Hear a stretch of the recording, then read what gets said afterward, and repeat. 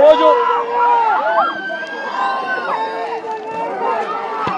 అతి కిరాతకంగా నడి రోడ్డు మీద అతి కిరాతకంగా నడి రోడ్డు మీద వీళ్ళ పరువు ప్రతిష్టలు తీస్తూ నడి రోడ్డు మీద అతి కిరాతకంగా పోలీసులు కొట్టిన తీరు ఇది. కాళ్ళకు తగిన బొబ్బలు కాళ్ళ మీద కొడితే కాళ్ళకు తగిలిన బొబ్బలు చూడండి ఎంత దారుణంగా ఉన్నాయో.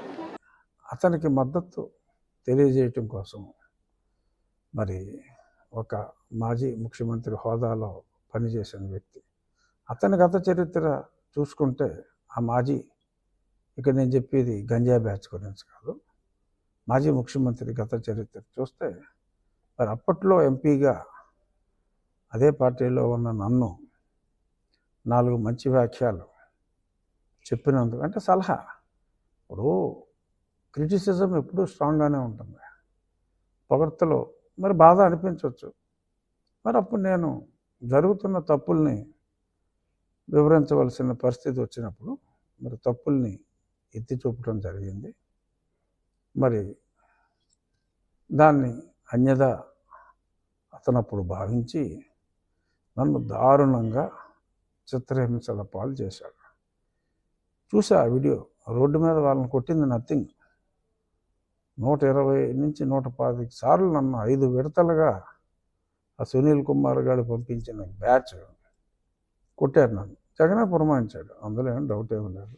ఇది ఇండైరెక్ట్గా నాకు ఏదో మూల లింక్ అయిన సబ్జెక్ట్ కాబట్టి ఉపసభాపతి స్థానంలో ఉన్నప్పటికీ నేను మాట్లాడవలసిన పరిస్థితి.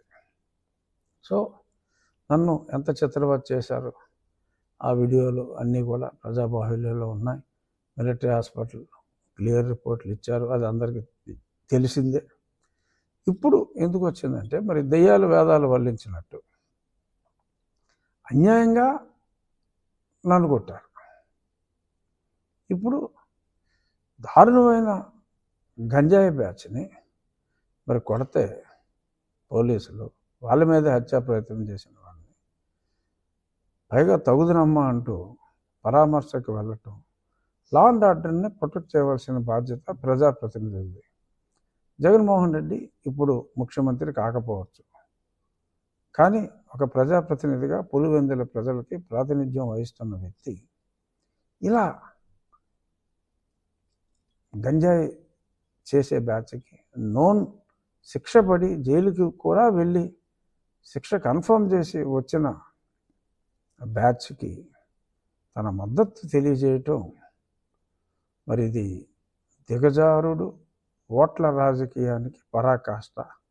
సరే, ఈ ప్రయత్నంలో అతను గతంలో వచ్చిన ఆ ఓట్లు కూడా రాని పరిస్థితికి వెళ్తాడు. రాజకీయాల్లో ఆత్మహత్యలే తప్ప హత్యలు ఉండవని చెప్పి సామెతలు ఊరికే రాలేదు. ఇటువంటి వాళ్ళని చూసే వచ్చినట్టుంది తెలుగుదేశం పార్టీకి, ఆర్ అన్ని రాజకీయ పార్టీలకి, ఒక్క యువజన శ్రామిక రైతు కాంగ్రెస్ పార్టీకి తప్ప ఈ రోజు ఎంతో సుదినం.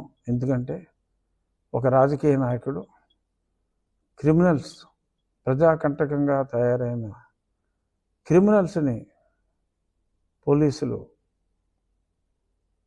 ధర్మం ప్రకారం శిక్షిస్తే మరి వాళ్ళకి మద్దతుగా ఇటువంటి వెధవలకి నేనున్నాను అంటూ మరి అక్కడికి వెళ్ళి భుజం తట్టడం అనేది ఆత్మహత్య సదృశ్యం.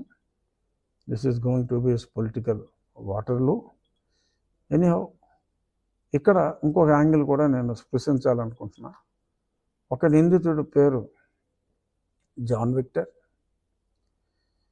డెఫినెట్గా John Victor can't be a Hindu. I mean he can't belong to SC community as per the constitution. రాజ్యాంగం ప్రకారం మన సుప్రీంకోర్టు చెప్పిన దాని ప్రకారం కూడా మళ్ళీ కొంతమందికి డౌట్లు వచ్చి, నేను ఎన్నోసార్లు చెప్పా, మరి చాలామందికి డౌట్లు వచ్చినాయి. మన రాష్ట్రాల్లో ఉన్నాయి కాదు, ఇతర రాష్ట్రాల్లో సుప్రీంకోర్టు కూడా తేల్చి చెప్పింది ఒకసారి మతం మారిన తర్వాత. మరి జాన్ విక్టర్ డెఫినెట్గా వెరిఫై చేస్తే తను బీసీసీఏ అవుతాడు. మరి దళితుడని చెప్పి